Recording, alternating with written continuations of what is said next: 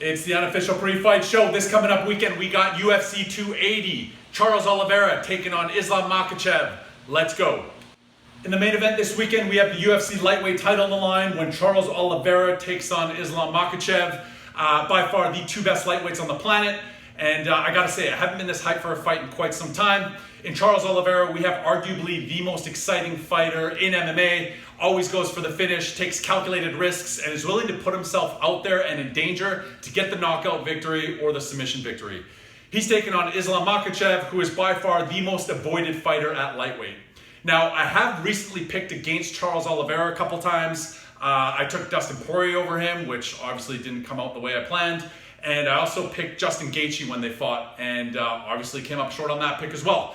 And I did swear that I would never go against Charles Oliveira again, but there are exceptions to every rule. And back in February of this year on an episode of the Unofficial Pre Fight Show, I predicted that by the end of 2022, Islam Makhachev would be the UFC lightweight champ, and I'm sticking to that. So Islam Makhachev is the pick. I just feel like his overwhelming grappling style and constant heavy wrestling pressure is going to be too much for Oliveira to handle. And yes, I understand that Charles Oliveira has the most submission wins in UFC history. He's arguably the most dangerous submission specialist to ever fight in the UFC. But I just don't think that's going to be enough to submit a guy like Islam, who has never been submitted in his career and has that Dagestani grappling. There's grappling, and then there's world-class Dagestani grappling, and it's just on another level. Now, the other argument I've heard, which is valid, is that, seeing how Oliveira is the superior striker, he's going to be able to knock out or get a technical knockout win over Islam Makhachev. And that's valid, especially seeing how Islam's only loss is via knockout back in 2015. Could that happen? Yes. Will that happen? I don't think so. So the pick is Islam Makhachev, and I think it's just going to be by overwhelming grappling, wrestling, and control. And either way, it's going to be interesting to see how this one plays. In the co-main event this weekend, we have the bantamweight title on the line when Aljamain Sterling takes on TJ Dillashaw. And I got to say, stylistically, this is one of the more intriguing fights on the card. You have Sterling, who's looking to defend his title successfully for the second time on Saturday and really kind of solidify the fact that he is the best bantamweight on the planet. And then you got TJ Dillashaw, who is looking to regain that bantamweight title after his 2-year suspension. And, I got to say, stylistically, this is going to be a really tough fight for Sterling. The footwork that TJ Dillashaw brings to the table, he has some of the most unique and advanced footwork when it comes to his striking and stand-up skills. Constantly switching from southpaw to conventional. He throws combinations from really weird angles. And, I think his striking ability is just far and above that of Sterling's.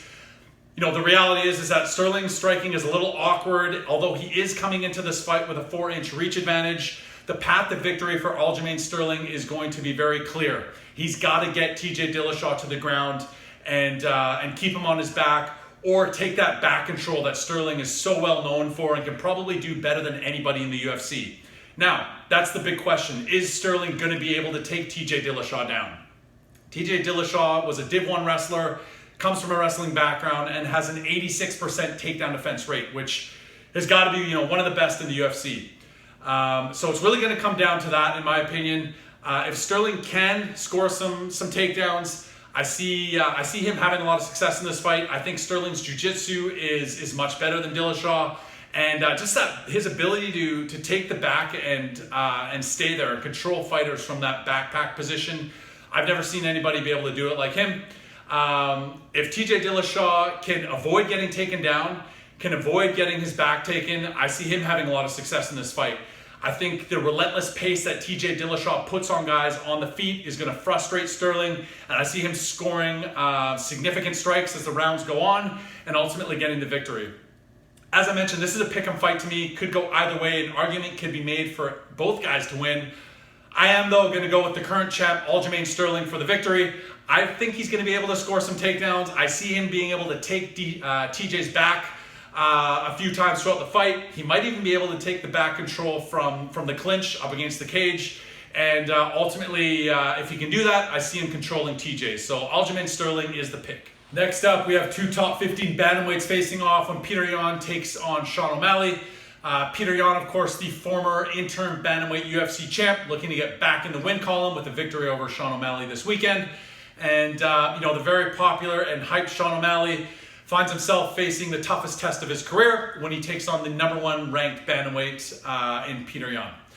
Now, for me, it's very clear that as popular and as hyped as Sean O'Malley is, there's no doubt that the guy's a world-class fighter and he can compete with any bantamweight on the planet. The bigger question for me is, can he not only compete, but can he beat the best bantamweights the division has to offer? And this weekend we get to find that out. Looking at the tail of the tape, I do like the fact that O'Malley comes in with a 5-inch reach advantage.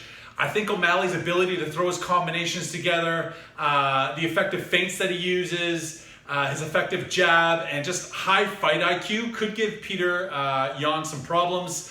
I also think it's important to note that Peter Yan is generally a slow starter, and at this juncture in his career, he's used to fighting 5-round fights. This is going to be a 3-round fight. He can't afford to give away some of those early rounds if he wants a victory on Saturday. So O'Malley's path to victory is going to be to consistently use his jab, fight at his range, use his footwork, put his combinations together, utilizing all the skills in his arsenal, which is, punches, kicks, knees, elbows. Keep Peter Yan guessing as to where and when that next strike is coming from, so that he's hesitant to close the distance where Peter Yan, can really land his power shots. Peter Yan, on the other hand, is going to have to find a way to close that distance, land his power shots, and consistently threat with that takedown. I feel like Yan has very underrated grappling and ground and pound ability, and we haven't really seen Sean O'Malley fight off of his back much, and I think that might be a bit of a weakness in his game. And if Peter Yan wants to kind of break the rhythm of Sean O'Malley's striking and footwork and craftiness and high fight IQ, he's got to threat with that takedown. Look to tie up O'Malley, get his back up against the cage, and kind of slow the pace of the fight down. Yan's got to stay aggressive and look to just tie him up, score takedowns, land some vicious ground and pound, and secure some rounds with that strategy. So, this is a close fight. It could go either way. This is another pick'em fight for me on this card, but I am going to go with Peter Yan. I think, if he can come into this fight with the right strategy, secure some takedowns, land that ground and pound, and stay aggressive from the jump and not give any of those early rounds away, I think it might be a little too much too soon for Sean O'Malley.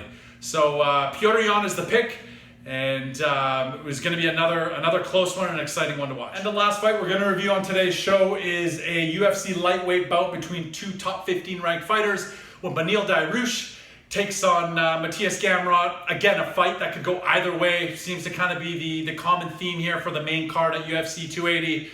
You have Beneil Dariush, who is a UFC veteran, currently on an 8-fight win streak. The guy made his UFC promotional debut back in 2014, and was one of the most skilled and well-rounded fighters in the division. He's been knocking on the door for a title shot for quite some time now. Versus Gamron, who is one of the more hyped fighters at lightweight in the UFC at the moment. Gamron has an impressive professional record of 21-1. His only loss is a razor-close split decision a couple of years ago.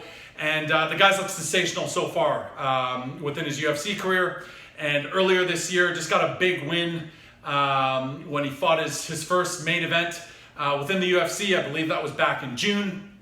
So, looking at this fight, Gamron is also very well-rounded. He's got world-class grappling, can combine his striking and grappling very well within the octagon.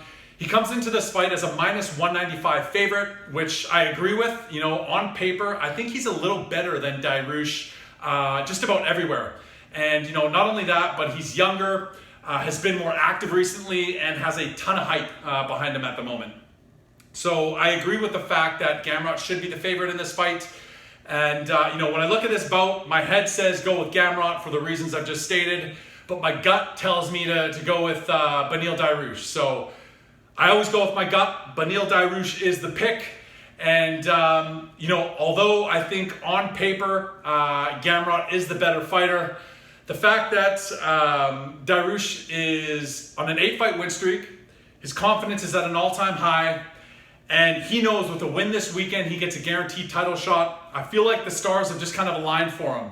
And I think he finds a way to get a win over the younger, better fighter on Saturday. So we're going with the underdog. Beneil Dariush is the pick. And that concludes today's show. And that is it for this episode of the Unofficial Pre Fight Show. Enjoy the fights this weekend. We'll see you next month.